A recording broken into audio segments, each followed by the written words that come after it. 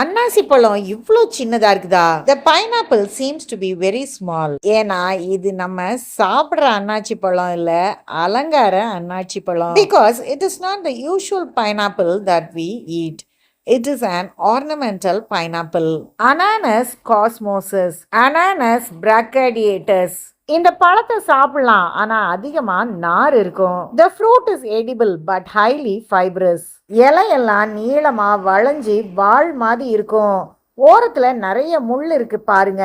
The leaves are long, looks like a sword and are arching. ரோஜா பூ மாதிரி, அதாவது ஒரு ரோசெட் வடிவுல இந்த இலைகள் எல்லாம் அடர்த்தியா இருக்கும். The leaves are spiky and grows in a dense rosette. நடுவுல இருந்து வளர்ந்திருக்க உயரமான அந்த தண்டுல அன்னாச்சி பழம் இருக்குது பாருங்க. In the long center stalk you can see the pineapple. இந்த அன்னாச்சி பழம் 6 மாசம் வரைக்கும் அந்த செடியிலேயே இருக்கும். The fruit remains on the plant for about 6 months. நேரடியான இல்லனா மறைவான சூரிய வெளிச்சத்துல இந்த செடி நல்லா வளரும். The plant grows well both in direct or indirect sunlight.